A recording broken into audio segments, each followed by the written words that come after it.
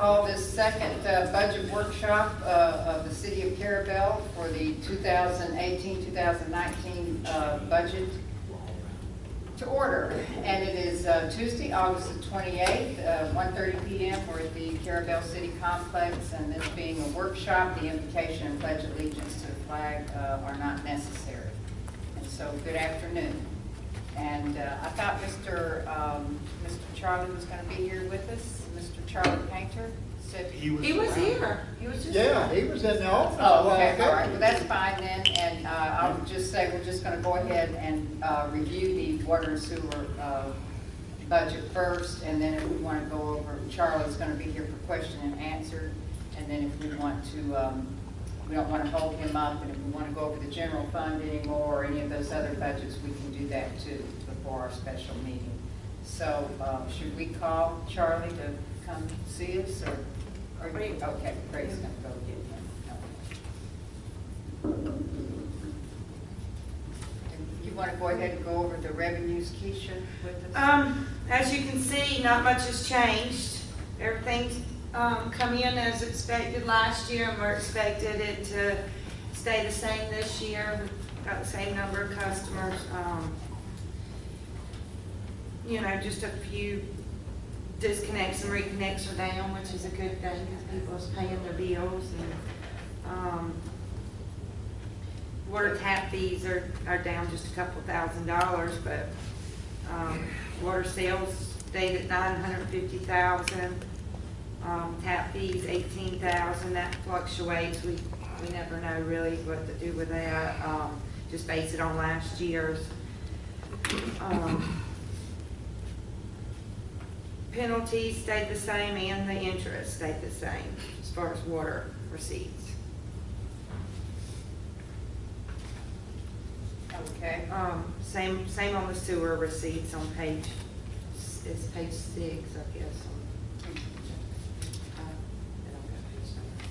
Yeah, page 6 on that budget that you gave us. So $1 million on service charges, $20,000 on tap fees, and 10 in penalties. All right. And then we reviewed this yesterday, Courtney, Keisha, and Charlie and myself, and you see right there for salaries and overtime, and Charlie has expressed that he's going to be working and addressing the overtime issue, and you have you want to speak to us about that, what you might? Oh, well, we already have actually worked on a lot of it from what we did last year already. Some changes in how we operate the water plant, some of the on-call changes that I made. They're not huge, but the water plant did get a lot of extra time, and I think Justin's got that all under control now. Where this past month we really haven't seen that amount of overtime. We operate the wells during the day and try to make sure the towers are full before we go home at the end of the day, so that if there's enough water at the towers to last all night long. So if you have an alarm out in the middle of the night, you shouldn't have to run out there for the alarm because you know you have enough water, and the water plant doesn't need to come on. So the next morning coming in. And also on the weekend duties, Keith used to run Saturday and Sunday, and I'm here on Sundays already, and I'm a licensed operator as well. So Justin and I have set up so that on Sundays I do that route while I'm already on the clock and here. So that's cut out 2 hours on the weekend as well. So we're already really cut back on some of it right now. And just really watching what everybody does and staying with them and working with them kind of keeps everybody in line a little bit. I mean, I'm not saying anybody's really out of line, but when you know you got somebody paying attention, you can try to stay in line a little bit better. That's what I'm trying to say. So that's already in place. And then a lot of the overtime that we've had earlier this year was due to one person being out on extended sick. Sure. I mean, there's going to be things that we just can't control. John King was out for 2 months, and he was a licensed operator and had to cover that seat. So that meant Justin and I had to do a little bit extra. Justin would have to come in and work at the wastewater plant when he wasn't at the wells, which put a little bit more overtime on him, as well as Saturdays. John King worked Saturdays, and Justin worked all day Saturday for John King and the 2 hours on the wells. So it really did beat up a bunch of time. But again, if you have an employee that's out for an extended period of time, somebody has to cover that time, and we're short-staffed already. And I don't mean that we're short where we need to hire somebody, but there's nobody extra as far as operator staff or extra staffing. So when we lose somebody in the higher level that's an operator or such, it makes it hard. So there will always be overtime in this situation. And then you have to have an operator, licensed operator replaced, so those people Right. are higher paid, so the overtime's gonna be more. We even, at the time, we were looking at another person to come in as a part-time person to fill in, to come back on some of the overtime. But John, I was worried that after a couple of months, John wasn't coming back. He's at retirement right now. He wants to retire at the first of the year, and he was sick enough that I thought he might be asking for that right away. So we started looking around to find a replacement for him ahead of time, but he's decided to stay on. He's gotten better, his health is better, and decided to stay on until the first of the year still. So we're hoping to have Jared have his license right around the first of the year. Okay, and then when we get to the sewer side for the salaries, that includes the possibility of John's payout if he retires, okay, like we had to do this year for Keith. Yeah. And these salaries on the are a little bit higher than needed that you see here, the 260. Keisha said that she added some extra in the event that there was salary adjustments for the promotion of the superintendent, and then we go ahead and hire an assistant as well. And then your FICA, that amount is set according to your salaries. Retirement has gone up in all of the departments across the board. Is the way, and life and health, that amount is set. Or, you know, we can't help what they chart, what the fees are. Accounting and audit was around, it was $20,000 last year, but that went up $20,000 system-wide, right, Keisha? Right. So they she divided 10 on the general side, and then 5 on water and 5,000 on sewer. So that's where you see that $5,000 increase there. And training and travel, on communications, we talked about that to some extent yesterday. You see communications here on the water side at 8,000, and on the sewer side at 7,000. And Charlie's going to address that too. You want to talk about that a little bit, the phone lines. Right, we're gonna have to go through and identify all the phone lines that we have out there. Changes that we've made over the years, and it's a possibility we have a couple phone lines that are on that aren't being used.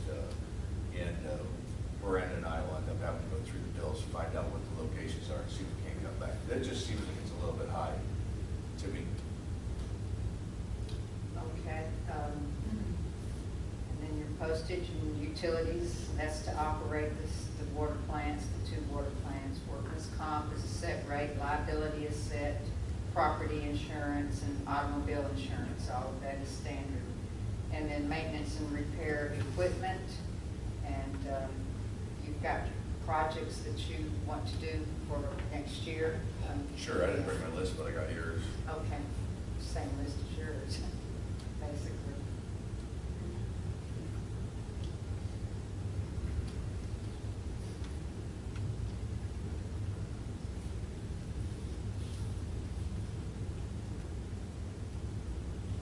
So this year, we were talking about radio red meters. They are 210 each. We just looked that up, but still, we're looking to put 25,000 towards that. That should get us around 118 meters. We have 167 to finish out. So, in some of those, that 67 will be left. Our commercial meters are not regular residential size. They'll be larger meters. So they're going to be more expensive to start with. We'll have to look at a different process of just changing them out.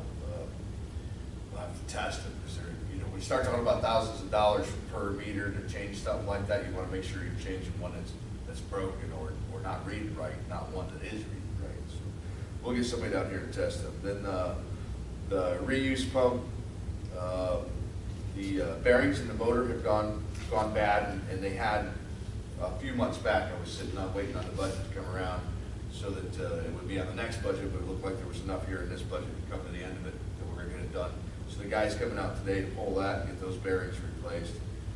And then the Carrabelle water plant, the new building that we have for the MIAX, the roof leaks, and we're going to go ahead and get that started and get that repaired. And then the Avenue B main abandonment, where we're putting the storm sewer in down there, where the water line's in conflict, and there's been a lot of problems in that, and it's stopped the job. We're putting in about 15,000 of that, and it's 2 fire hydrants and some relocations, just a couple pipes, so that we can abandon part of that, finish this job with the storm sewer. And then the backhoe had already been out for the repairs. The bill's still to come in. It's about 10,000. And then our centrifuge is out for repair. It had to be sent back to Germany, where it was manufactured. And then I called the people to see if it was coming back. They haven't got back to me yet. The lady was today, supposed to today, but we have 55,000 on that. I was quoted 40,000 for the welding repairs that had to be done, but it still has to come back and be installed and put in place and made a working apparatus against those. We have a little bit more to that. And those are projects you're gonna complete that will be on this year's budget? We're hoping to have all that done by September 30th, Okay. yes. And then for next year's budget on the sewer side, on the water side, for maintenance and repair of equipment, it would be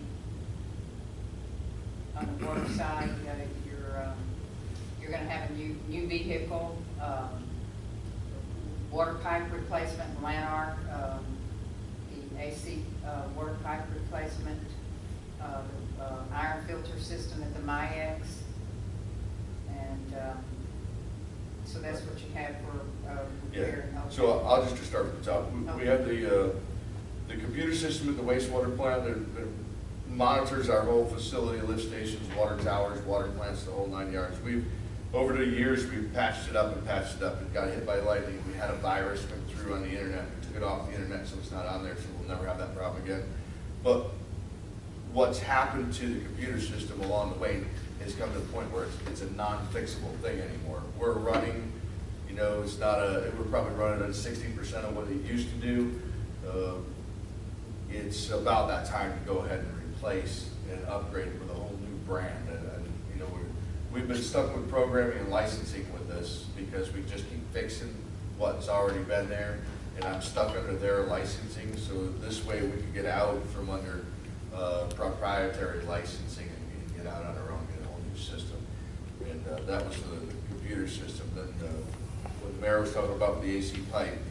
So there's a few streets in Lanark, there's several of them, but there's a couple that we're going to start on in Target that have the old asbestos concrete pipe in the ground from back when World War II, when the military put it in the ground. And it's become very soft and spongy. We've had a lot of water breaks on it in that area, and it causes overtime because the water breaks don't happen in the middle of the day when we're around. They don't always end up happening on the weekends or nights. So I went to target a couple of streets and get a lockdown on some prices, because there's a lot of this AC pipe out there. We've tried to get grants over the years. Since I've been here, we've been trying to get a grant to replace this pipe, and it's never happened. One day that pipe's going to fail, and it's way beyond its age of life, and it's going to fail. It's going to cause us a problem. We're going to shut down streets, and then there'll be an emergency job. You'll have to call a contractor in. This would be a better way to approach it, I would say, to do this as a regular scheduled job.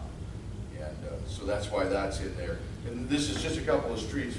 I would like to see that come up every year, a small portion of this, or maybe the same amount, but to target a couple streets before we have that catastrophic problem out there. All of that was done in Carrabelle already. Carrabelle's water system's been upgraded and got rid of all the AC pipe, or the majority of it anyways. So then the Carrabelle iron filters, they came in with the project when we built the MIAX system out there, and the shelf life, or the life expectancy of the media inside the filters was 5 to 7 years. We way surpassed that. We're pushing the 10-year mark, I believe, out there. We might be 11 right now. So it's not really a catastrophic problem, but we can see where it's causing us more backwashes. It's starting to cause, which will cost electricity and water and so on and so forth. So we put that in there to replace that. and upgrade that. And then the Lanark lift station overhaul, when we took over Lanark, there was 2 old lift stations out there. We redid the master lift station as soon as Carrabelle took it over. But the other little lift station further to the east, it had never been done, and we've been picking away at parts of it. I had the electric pole put in to upgrade the electrical service. I bought the panel box. I bought valves and check valves and most of the little parts around it. Now I'm at the point where I need to have a contractor come and install all that. The original price that I got when we went out to bid this, the whole as one was $80,000. So I feel like we bought most of the equipment. We're about halfway there. The contractor said he'd be pretty close to 40,000. We put 40,000. We're talking about putting an actual small garage or a metal building with closable doors and locking out at the wastewater plant. I already have a concrete slab out there, so it's one of the prefab metal buildings is what we're talking about. And that would be for our lawnmowers, our weed eaters, our mechanical equipment, tools, and such, shelving, so that it's in a locked up, clean environment. We just have it stuck out there now, and anybody that drives by can see both of my lawnmowers. They're pretty expensive, but I'd like to get them out of sight. I don't know if you all know, Commissioner Mathis may, but the water and sewer maintains all of their properties, all of the grass under the water towers and around the lift stations, and anything that's property. Yeah, we do lift stations and water plants and sewer plant. Do you cut all your own grass? We cut all our own grass. No inmate labor?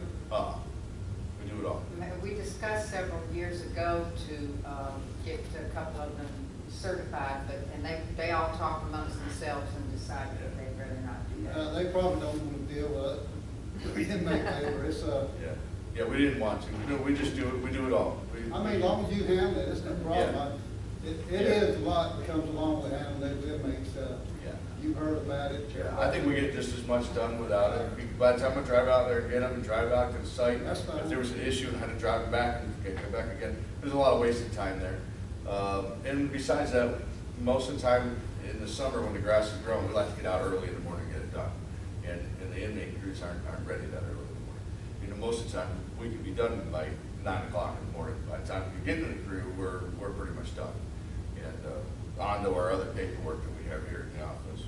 So then the last one was the vehicle. We've been talking about transferring one of our vehicles over to the street and road department, and then buying another, hopefully smaller vehicle that gets better gas mileage and has cheaper maintenance and such. Is what we were at the last one. Do we want to talk about the vehicle now?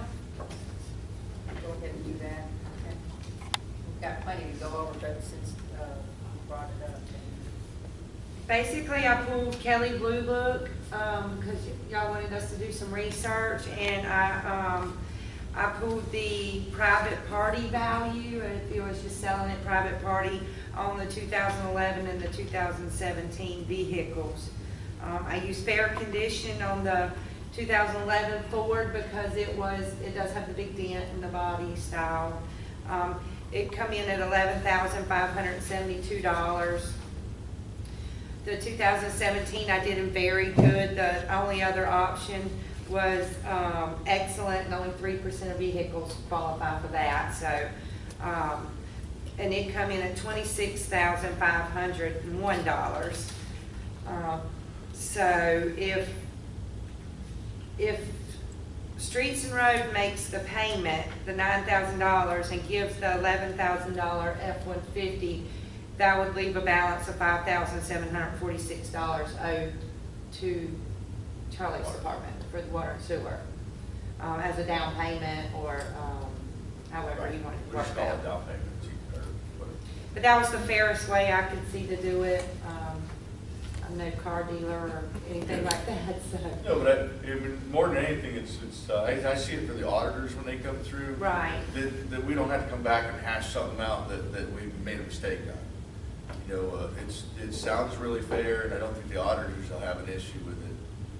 That's where all my thought was when we get audited, keeping the money separated between the two accounts. So the truck's essentially worth $26,500. The 11,500 from the truck that's already been transferred over, and then roughly $15,000 in cash payments. So we would make that exchange and purchase October 1st? Yes. Okay. All right, so we'll do that October, and then you'll go ahead and start looking for a vehicle Sure. for yourself. Yeah, I'll get with Gary to get on his lease program somewhere there. All right, and Charlie has expressed that he does want a small four-door, No, there's something that's a little bit better, I guess. That big truck eats up a lot of gas. something that he can get, 3 or 4 gentlemen in when they have to travel to go to training or something. Sometimes they do that several times a year, so, altogether, so. All right, and so that's basically all of his projects that we'll see some other big numbers, and some are for maintenance and repair, and some are for capital projects, but he's already gone over all of those. And then the next is, maintenance and repair on vehicles, but that's all of for your That's lawnmowers everything. and trucks and all of that, everything. And then, do they have a budget where you up that, maintenance and repair on buildings to? No, well, they should, yours. Okay, mine is fine, I penciled it in. So the next one is $2,000 for maintenance and repair on buildings. Advertising, $2,000, or no, you have $3,000. $3,000. And other charges and obligations, $3,000. Copy machine lease, that's standard rate. Yes, that's a lease. And that's the price for the water and sewer, right? Yes, That it you- is. okay. And then office supplies, $2,500. And all of this is in line with, I'm looking at the year-to-date and calculating out what would be the estimated annual cost with the year-to-date. So we used this yesterday in our review. Supplies and materials, $40,000. If you just kind of give us a quick rundown of what supplies and materials are. In the water? Water side, yeah. Yeah. So, most of that's gonna be in the service connections. The polytubing, the taps, the saddles, and all the brass fittings for that, and as well as any water main break repair equipment. We keep a fairly good sized stock of spare parts. And again, we just had, Leonard had problems with 2 fire hydrants in the last month or so. I had to order another spare fire hydrant because we used our valve that we used out there. So all those things would be in there. The fire hydrant's right at $2,000, and the valve is another $800 to outfit a fire hydrant to go in. So it goes pretty quick. And your chemicals for the 2 MIAX plants, which is the MIAX resin and Salt, chlorine, and muriatic acid. We use all of that. The salt bill is not extremely high, but that would be our second highest. The MIAX resin is probably the one that eats up the most of that money. Again, I have some plans to try to get around that a little bit, shave that down. So. And yeah, in the beginning, you were getting it by drums, it was like $5,000 a drum. I can't Yeah. remember. It was so high priced. Then we went to the totes and they were $23,000, I think, for the tote. Very expensive. And then your gas is in line? Let me ask a question. I'm out of line here. No. Stop. Go ahead. It's for Charlie. Yep. Your vehicles, do you do a monthly log on mileage beginning, ending, how much gasoline repairs on that vehicle every month? So we have not, but in the last few weeks, I've sat down and wrote up a form. I talked to Gary about his reports. Everything he's got is on the computer, and I was looking for just a page that I could do just about like you're talking about. Check the belts, check the headlights, check the tires. What's the mileage today? When was the last oil change mileage? When's the next one due? And Miranda and I had we hadn't quite gotten very far with that, but I had it handwritten out, and we were going to work on getting that form done for probably the first of September. Yeah, if we could just get something, start month, end of month. Yeah. How many miles up the hit? Yeah. And how Well, much? I'm worried about the oil change not getting done on time. We don't have a log, and we don't really keep track of it. Yeah, guys get the oil changes done, but, could I tell you it's done every 3,000 miles? I don't think we could. I just went over with Gary over the police department, how he keeps up his fuel Sure. bills and how much that particular vehicle used that month. Yeah. And I'm pretty impressed the way he got it set I up. was too. I think he's a little more elaborate than I can get going. I understand. Then we were gonna go with a sheet. Now, I like that we actually talked about in this program yesterday a little bit more. I like that. It's more than just vehicles though, it's the whole budget. And his vehicles are a large part of his budget. Equipment is more my, part of my budget. But, you know, once you get something like that set up and it's rolling, it's a matter of just putting stuff in. It would take us some time to get it set up, but I would like to get to that. Yeah. And Charlie, we talked about yesterday is getting down to as detailed as managing the uniforms. You know, trying to cut back on even, you know, what they're spending on uniforms and the phone lines and things they have, like, we talked about communications earlier, the 10 phone lines, you know, if we can cut that down, that will cut their communications cost in half. And he's just now on board, and yesterday was really the first time we've ever had a budget, pre-budget workshop and talk like that we've ever really been able to have. And I was going to say it at the end, but I'm just proud that Charlie's here to talk to us and answer our questions. We've never, since I've been on board, had that from the Water and Sewer Department. We appreciate it. Yes. And I understand you can't do all this overnight. I mean, Yeah. something, Charlie, Yes, sir. how often are they changing their oil? Every 3,000? Well, I mean, I can't answer that today. Well, I wish I let me say could. this, do you know the type of oil they're using? Just standard, or they're going to synthetic? No, the last few times we've been going to Merrill Automotive, and I don't know what he's been putting in there. If, I would suggest to go to the synthetic and double your, if you change it 3,000, you can definitely go to 6,000 without any problem. Yeah, I run Mobile One. You could go even a little higher if you really wanted to. And your expense, it costs you more to do it, but you're doubling your amount of mileage, so when you figure that back, it's a lot cheaper. Because that's what It runs a lot better. It runs. I'll attest to that. All my vehicles have that in it. I run Mobile One. My Ford truck's got 200, you know, I'm bragging about it now, but I got like 230,000 on my Ford truck, and I wouldn't mind taking it and I drive off to New York today. Right. And I believe it's a lot to do with the oil. It is. Yes. Preventive maintenance is the history of a vehicle. Okay. All right. So, and if y'all have any other questions, please ask. That's why we're doing this here today.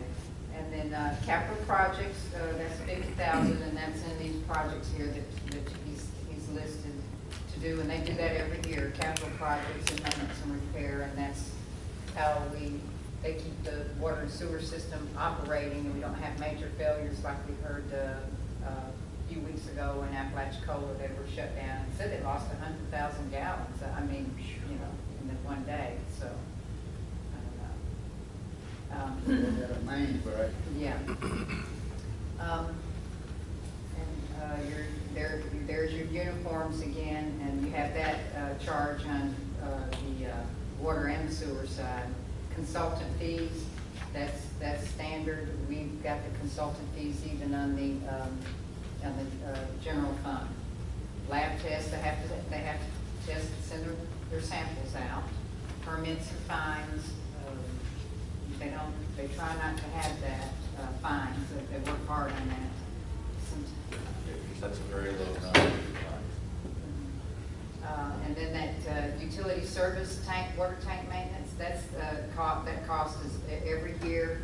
They take, from what I can remember, 3 tanks on the outside get cleaned and cleaned up on the outside, and then 2 tanks on the inside and out. And then the next year, those 3 tanks that were just on the outside, they get cleaned on the inside, and 2 tanks just on the out. Is that right? Am I getting that right? And they do, it's even more than that. Just for instance, the DOC water tower, the vent on the top, you really can't see it from the ground level, but because it fills up and empties, it has to have a big vent to let air in and out. and it had rusted on the top, and they came in with a crane and cut it all out, and put a new one up there and welded it all back in. And there was no cost, it's all part of that job. So that was, they did it at 2 water towers, but that was one that I recall. They did it at 2 of them this year. But they have to have that maintenance every year, it's required. And then there's 2 loan payments that equal out to right at $60,000, $59,490. Loan payment on each, the Carrabelle water treatment plant and the Lanark water treatment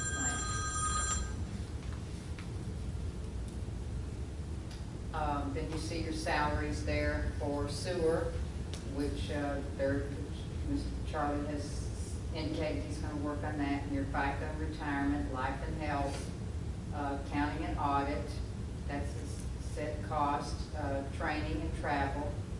And you expect Jared's going to go and take his exam. Sure. Jared set for his test. He got almost 50% on it, and we're sending him to class. So he's really only got to get a few more questions right, and he'll pass it. I believe that he takes the test at the end of November. I believe by then he'll be through class. We had to send him to school.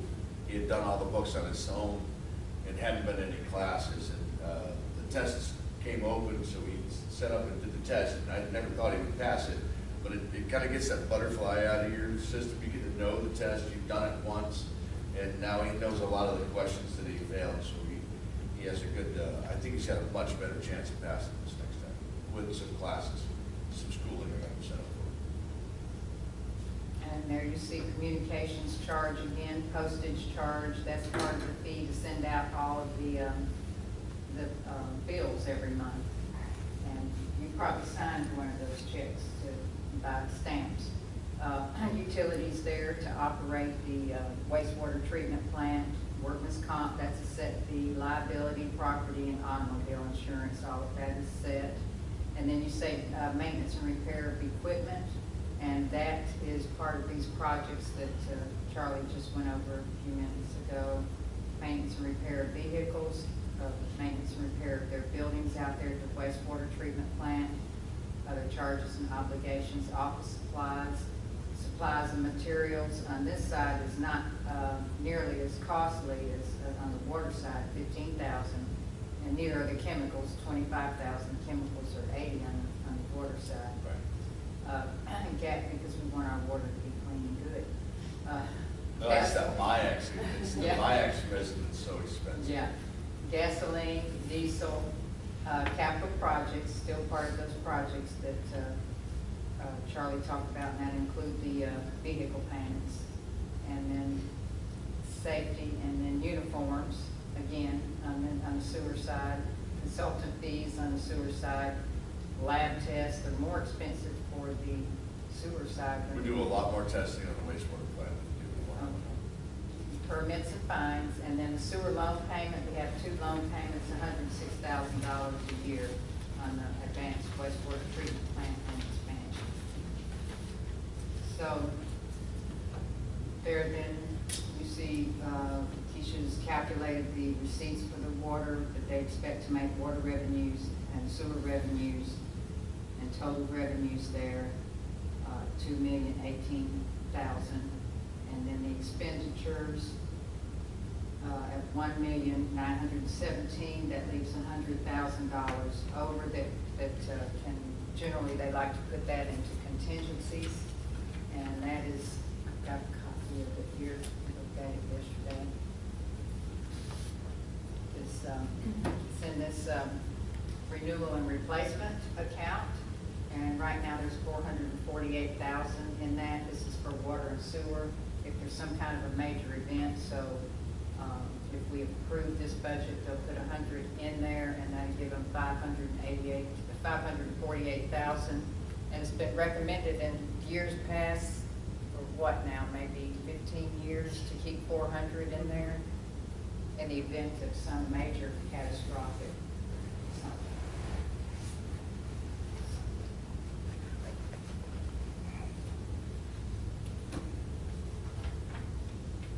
I don't know, did we, I thought about this morning on labor, on the abandonment, Avenue B abandonment.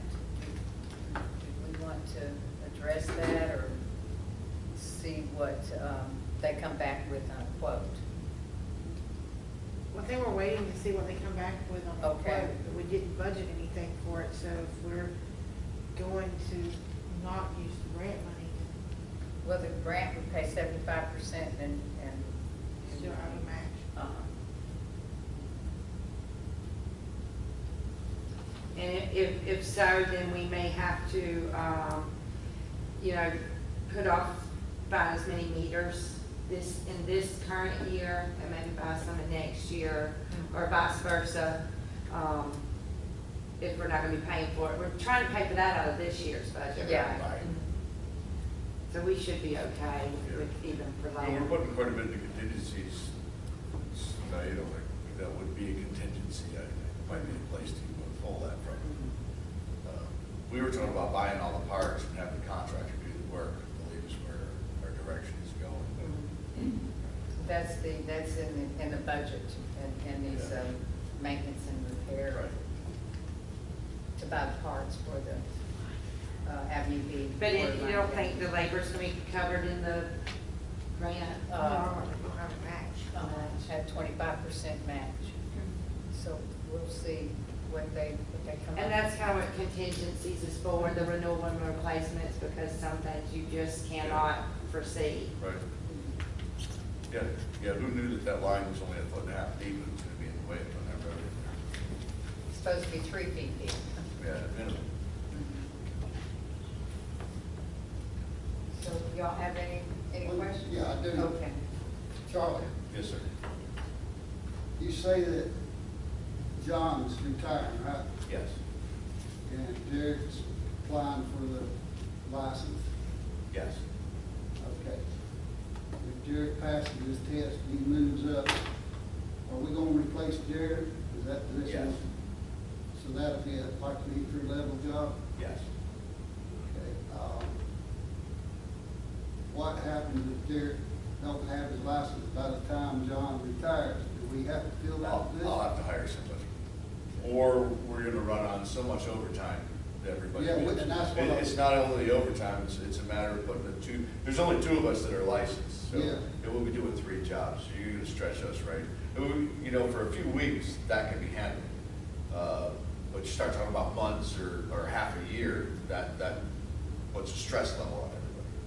So, do you have anybody else on your staff that's working on getting his license? No.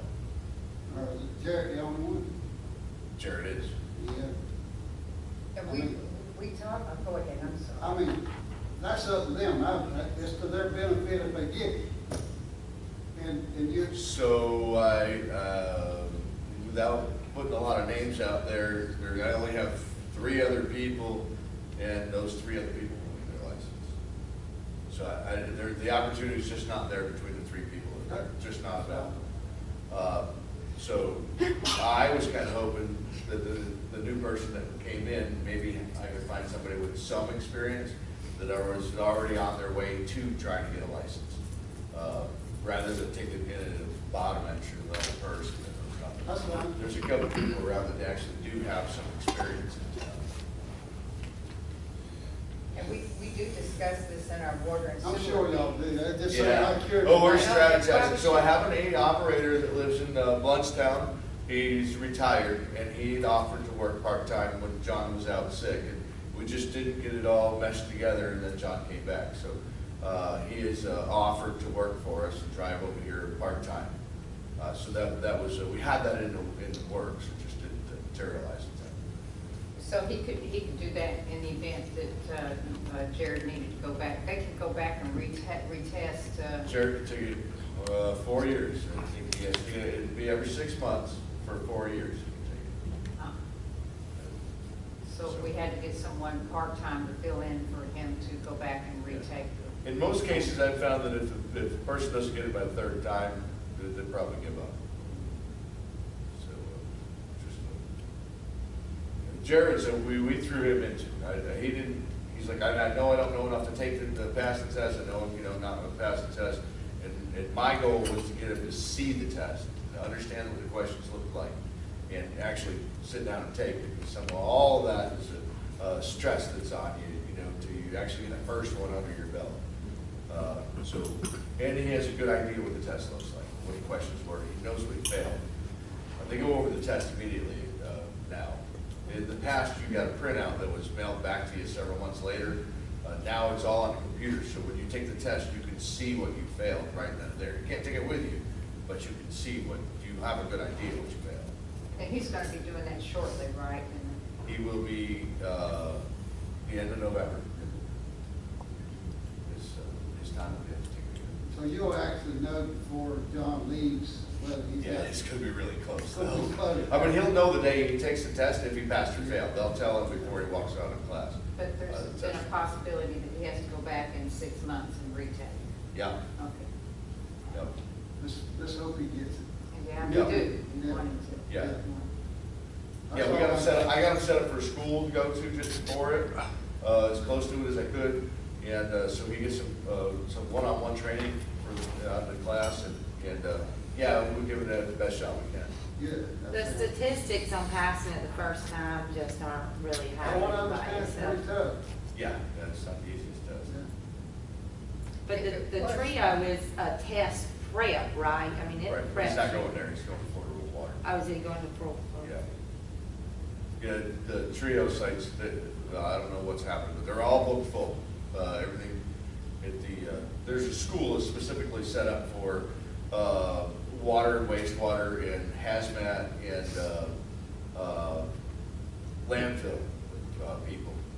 That's all they do is teach for those classes. So, we try to utilize those classes, go down there and we have to get CEUs, that's why there's training in there. To keep our licenses, we have to go back for training, to registered, training sites so we get CEUs from the state of Florida, and we have to get so many per license every other year. That's why we have that training built up there. So we'll all be going, Justin and I and John King, we'll all be going. Now, John has said that, over to, just in talking, and I hadn't mentioned this to you guys yet because there might be some controversy, maybe it's a good time to go over it. John had said if we can help him keep up his license, through this next cycle, it'll be good for 2 years after that. He won't do it anymore then anyways. But he would come back part-time, when we needed to fill in here or there or whatever came up. He didn't want to work full-time, he wanted to get out the books and retire. And somebody had said something about retirement, I don't know. Yeah. See, now he wouldn't come back and get any benefits, he would just be working a daily Pay, subcontract. any pay is considered a benefit. Here, he has to be on He the has to books be a out of whole here. year.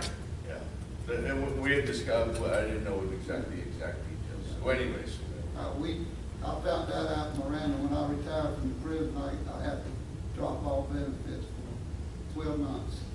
No pay, no benefits. So we can't even pay him. Yeah. So you'll be without him for a year, huh? gotcha. Can't, Right? He is volunteering his time.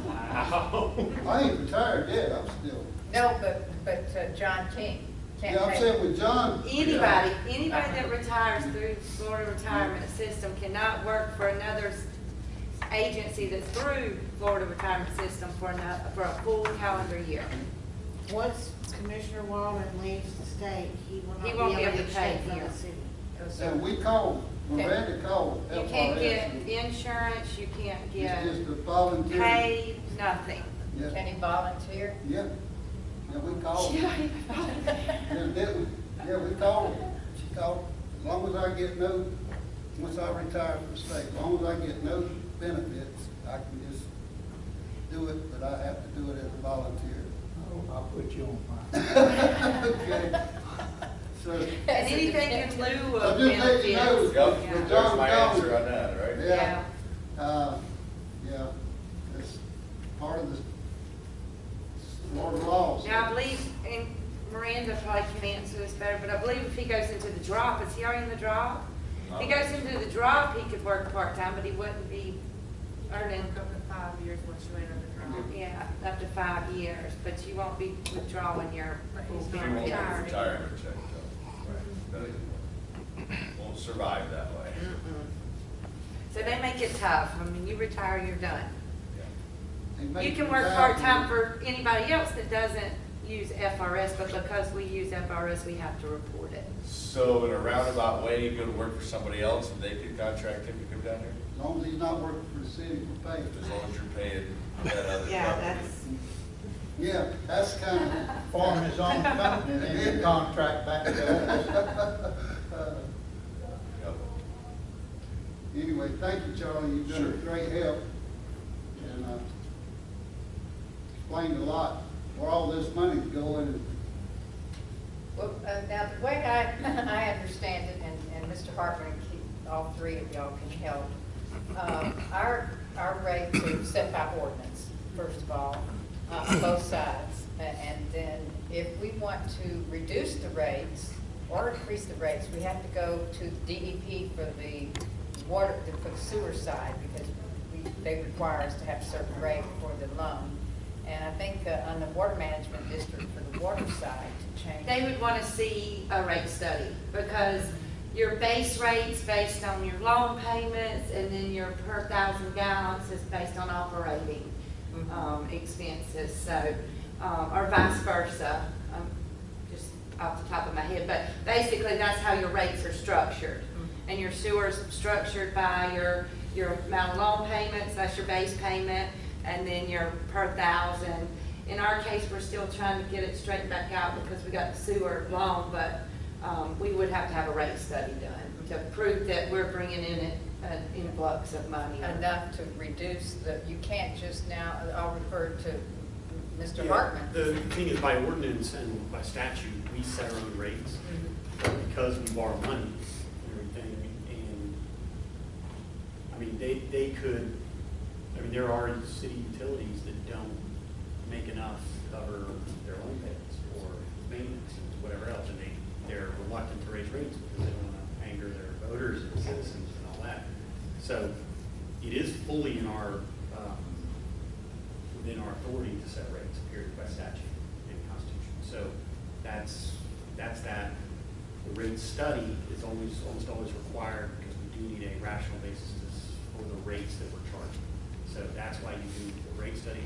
And then as a practical matter, not necessarily legal, but as a practical matter, yes, we want to run it by water management district, run it by DEP and all that, because They may not they loan can- us any money. and they may, exactly, they may not loan us any money in the future if we monkey around our rates the way they think is improper. Say, for instance, lower rates where you can't afford to make your loan payment and operate an efficient facility. Now, is there a statute or something that says on your municipal government-run utilities that you cannot make, you can only make a certain percentage? We can't charge these super high rates and put money in the bank.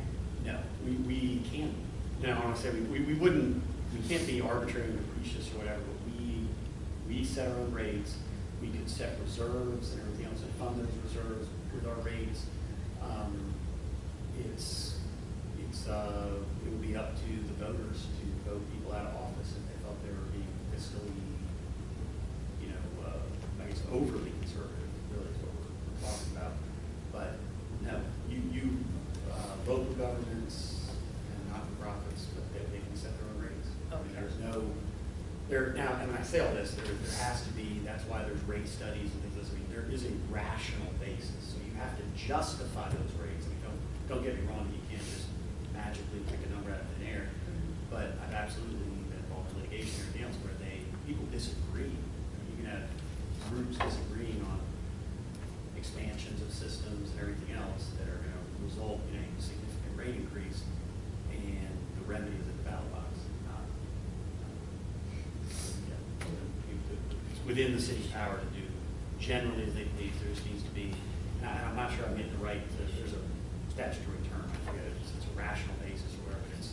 There is a standard that needs to be met, that it's easily met. Okay, so, and then when you say that groups of people say they might be against you expanding because it's going to raise their rates, that's a perfect example of the lighthouse, the water system installation, water line installation out there. We're looking at possibly a loan, but if our rates, we have to raise our rates system-wide, or our rates system-wide have to be able to accommodate that loan payment. And we have to raise our rates system-wide. Well, the folks in Lanark and St. James Bay may be very upset and not want their rates raised for water supply lines at I Lighthouse. mean, I do a lot of this, just as a private lawyer for other entities that are, but I mean, so typically, the government has responsibilities that a private utility doesn't. But regardless, obviously, I would tend to advise any client, any utility, to, why would you, I'm not saying, you would expand your utility in order to make more money, you know, to get more ratepayers, to spread the cost out over the system. Occasionally, local governments get put in a position where we have to, for the public good, like Lanark, we have a system, and Charlie can speak more on it than I know about it, because that wasn't during my last tenure. But, you know, that was a failing system, it had a lot of problems, we've taken them on, we've straightened them out. And I don't know anybody ran the math on whether that was a profitable, when I say profitable, but is it a good financial decision to take on that system at that age with those problems?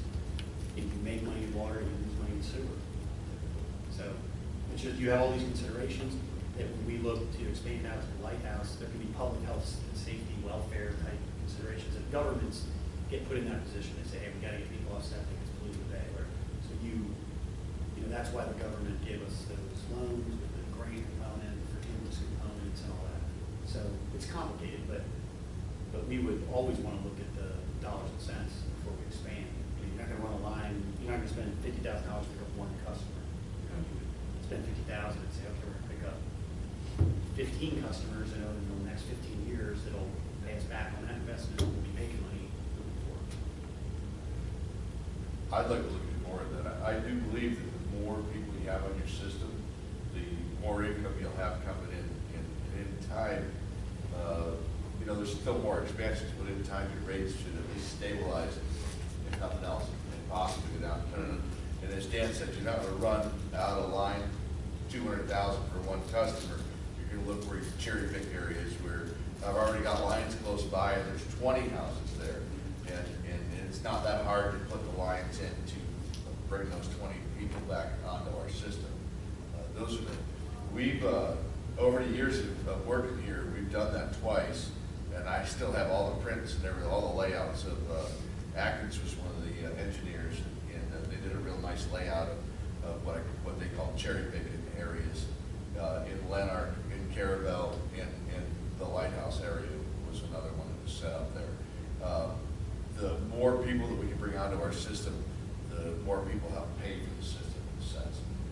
It doesn't cost us much to add on 20 or 30 people. I would never notice that. Maybe a few hundred I might notice it, but I mean, as far as our chemicals and our electric and all that stuff that we've already overcome, I could add on 100 people and probably never notice a difference in my expenses. But that income coming in will be a lot more. And I believe, just like Charlie does, the more ratepayers you have, if we can develop that in the future, will help. We could possibly look at lowering the rates in the future. Or at least stabilize it for a good long time.